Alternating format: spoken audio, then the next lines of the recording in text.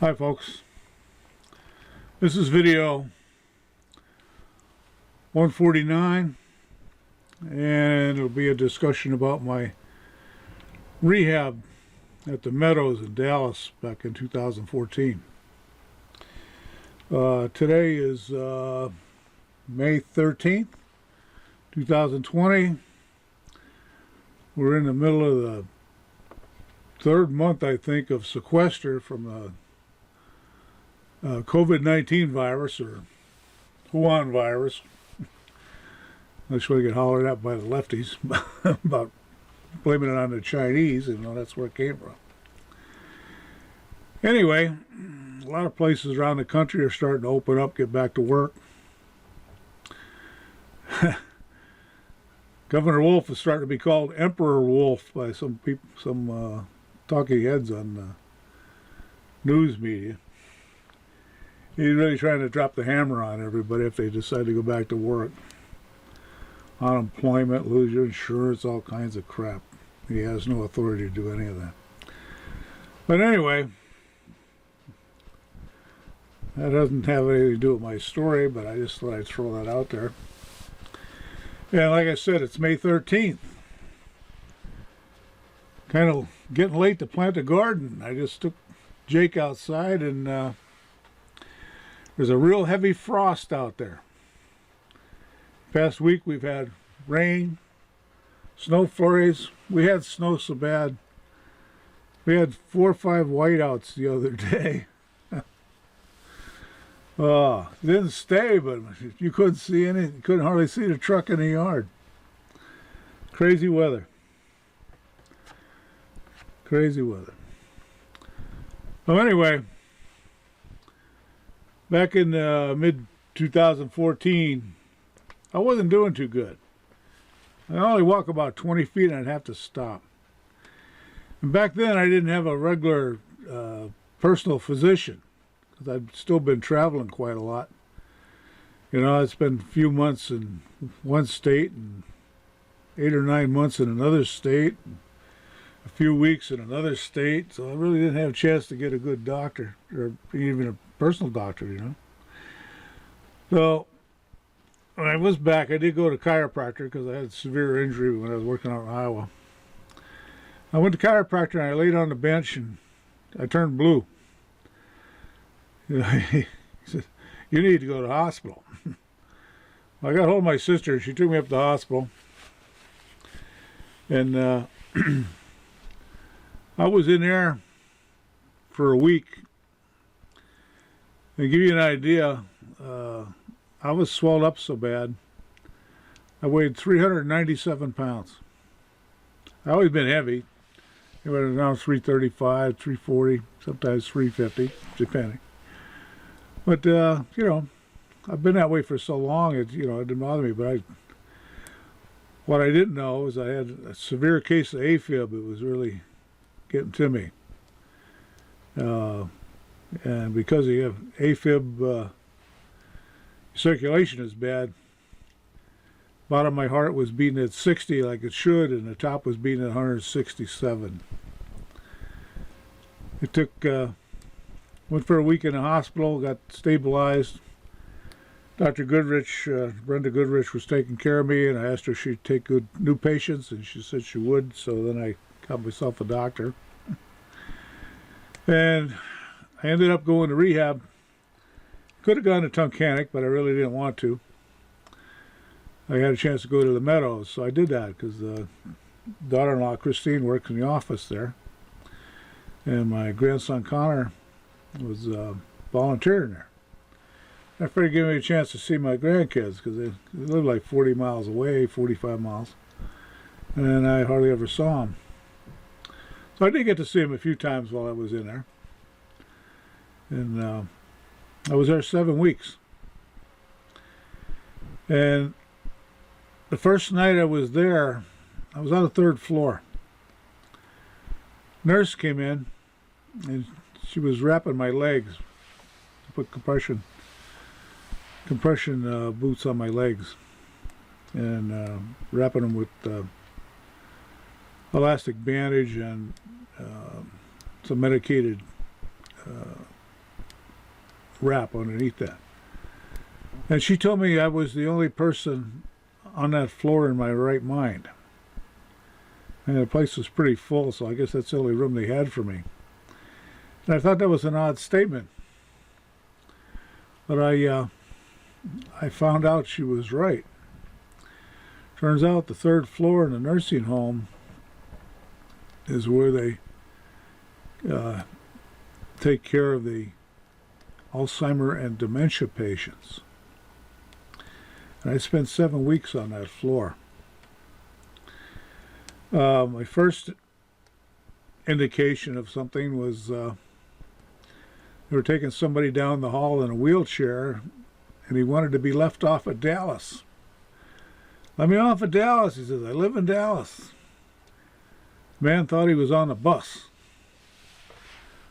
Well, okay. Then my second or third day there, the curtain goes around the hospital bed on the rail.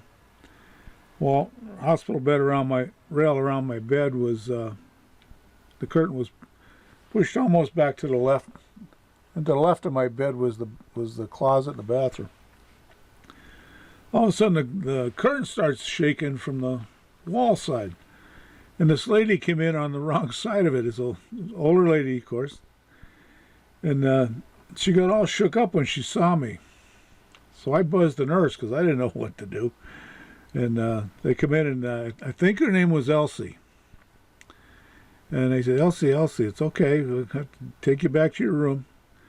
Well, she got upset, I guess, because her best friend was in the room before I was, and I guess she had passed on. It was a bit of a shock to her. And so that was interesting. And I'd seen Elsie going up and down the hall a few times, and I'd say hello to her, and call her by name and say hello to her. And she got to recognize me after a bit. And the next time Elsie came into my room, she came in and said, "Hi, Don." And I said, "Hello, Elsie. How are you?" She said, "I'm good," she says. "I'm going to go on a trip," she says. "I'm going to go away." She says, "and I want to look nice." She says, "and I think I left my hairbrush in here." And for some reason, there were like 4 dressers across the front of my room. I said, "Okay, go ahead and check them out, Elsie." I said, "Hope you find it." And I don't remember if she found it or not. But anyway, she looked through everything, and then she went back to her room. And a couple hours later, a nurse came in, take care of me, give me my pills or compression boots or whatever. And I told her Elsie was in here a while ago. I said, she told me she's going on a trip. And the nurse gave me a funny look. She said, "Well, Elsie passed away about 20 minutes ago." You wonder if she had a premonition or something, or maybe the Holy Ghost came to see her, talk to her angel. You go back and look at some of my stories. I met my angel just before I went to Vietnam a couple weeks. And I've had some wonderful things shown to me, so her knowing she was going to go on a trip wasn't a surprise to me in a way. And there were some other things that occurred. There was an old fella there named Fred. He had a real gravelly voice, like the old seaman who'd been out there forever on the sea. He gets the real deep, gravelly voices. And there was a male nurse named Sandy. Really nice guy. Really nice guy. I like Sandy. And but Fred was always hollering for Sandy. Sandy for this, Sandy for that. And I'd say hello to Fred and stuff, and he'd say hello back, And people were pretty friendly, You're friendly to them, friendly back. But he was a rough dude. He was ticked off at the world basically most of the time. And one day Fred was really upset, and Sandy came in the room. I said, "What's going on with Fred today?" I said, "He's a little more boisterous than usual. And Sandy said, Fred found out his wife passed away. I said, oh, wow. I said, is he in here and find that out? And Sandy says, yeah. He says, for the 4th time. Now, like my 7-week stay on the 3rd floor gave me some real insight what's all Alzheimer's and dementia really is. And I guess the point of my story here is that the people that take care of those folks, they're godsends. I guess I can't give them enough credit. I really can't. There was another time. I guess I have this one and another incident to tell you about, and then I'll talk about rehab itself. There was a fella, about midnight, he started talking on the phone. And my room was right next to the elevator. And you couldn't get on the elevator unless you could punch in the code, because they didn't want people escaping, you know. People had no idea where they were, or even who they were. This guy talked on the phone from midnight to 2:30 in the morning. Well, finally I buzzed the nurse because I was really tired. I couldn't get any sleep. He's out there yakking, pretty much leaning on my doorframe. The nurse came up, and I forget who it was now. She called him by name. She said, come on, let's go back to bed now. Oh, okay. And she walked him down the hall, and she come back in to see me. She says, you doing all right? And I said, yeah, I'm fine. I said, he's just out there gabbing all the time. I said, I don't know who he's talking to, but he's out there on the phone. She says, well, he was talking all the time, but he doesn't have a phone. Now think about that for a while. He carried on a complete conversation with somebody in his head for 2.5 hours. 2.5 hours. And there was another fella. Let's just say his name was Dave. I remember his last name, but I'm not going to say it here. He saying his wife was going to come visit him. His wife was going to come visit him. Okay. Well, she said, you better go back to your room and get ready for your wife's visit. Now, I don't know if his wife was coming or not, or what he was imagining. But I think it was the same guy that wanted to get off at Dallas off the bus. But anyway, she told him. She called him by name and told him his room was the second one down at the end of the hall. Well, he didn't go very far, and he forgot where he had to go. And he forgot who he was. He actually started paging himself. And that, your mind gets to the point where you don't know your own name. You don't even know you're calling your own name.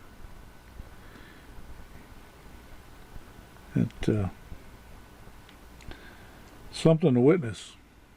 And I think that scares me more than anything else. I faced death many times, but at least I knew it. And these folks didn't even know what was happening to them. And it was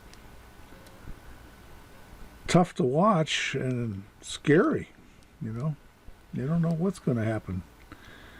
I just hope it doesn't happen to me. I wouldn't want to put my kids in that position. Well, rehab was interesting. We're doing the arm lifts, so many repetitions, and leg lifts, and up and down stairs, and walking up and down the hall a little bit farther each day, and so. It actually took 50 pounds off me in just like 3 weeks, I think.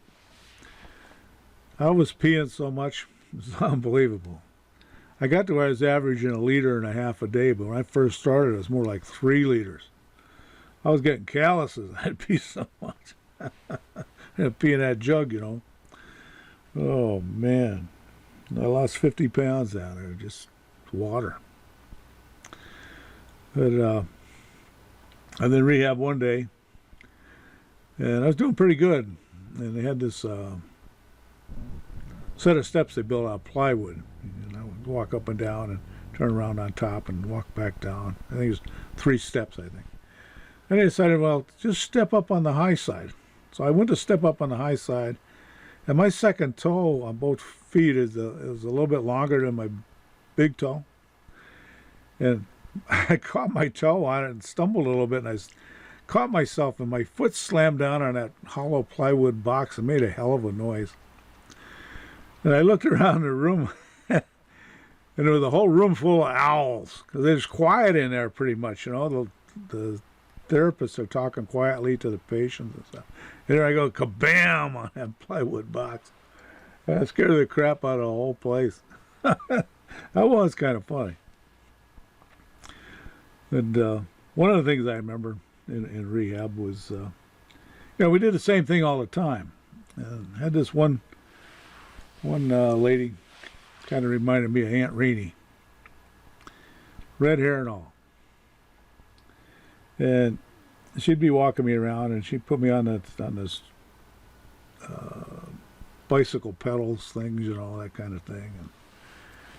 And I do pretty good. And we were walking one day. I said, and I'm looking around the room, and there's older ladies. They'd been there a long time, and they're all in wheelchairs. There's like 5 or 6 of them. They're all lined up waiting their turn.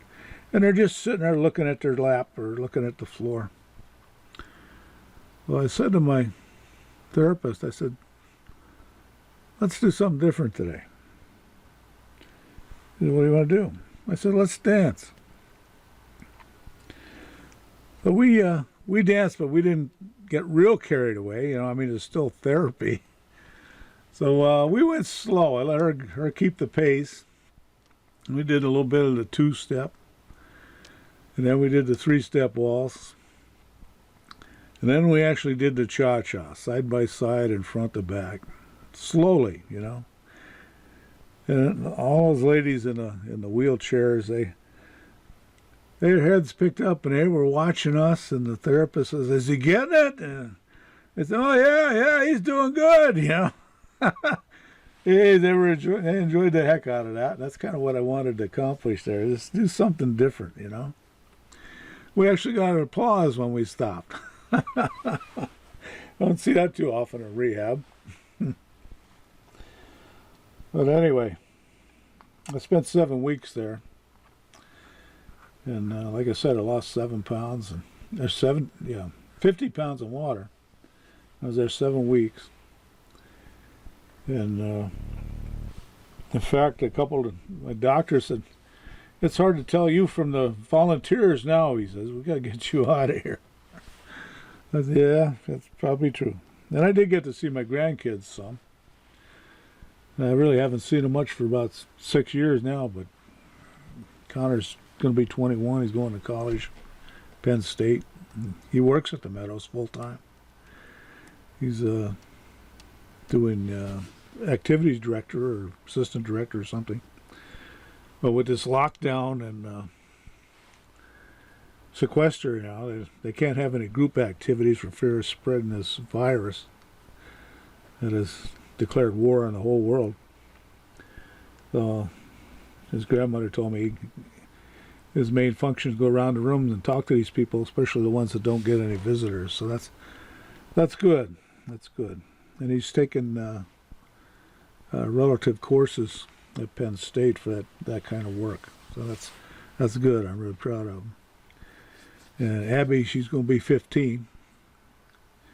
Grandma told me she can't wait for the weather to get a little better so she can go golfing with her dad. So that's fine. As long as I'm at it. Shasta's on her 3rd lawyer job. She's moving back down to Palm Beach.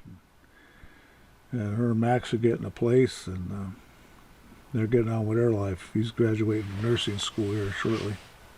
Or has. He has to take the boards, I guess, for down there, but he'll pass. And he has his own little... he's a personal trainer. He's had that business for a long time. And he's been recently started putting exercise videos out on YouTube. He does a pretty good job. Proud of him too. But anyway, the people down at rehab centers, I just can't give them enough credit. I've been to the one in Clark Summit too since then, back in August. My gallbladder blew up and I had 2 blood infections, infected liver, and had to get a stent put in, get my gallbladder out, get rid of poisoned blood. It was interesting, getting ready to get discharged to go to rehab. I went Clark Summit this time, and the blood doctor told me that most people come in there with that condition usually don't go home. That was 2 more things to add to the list, to the doctor's list. When I first went to see her a week after I got out of rehab from AFib, I gave her a list of the 11 things that almost killed me during my life. Now there's 13. Crazy. I don't get sick very often. When I do, it's always something wants to kill me. Well, I'm heading for 71 now.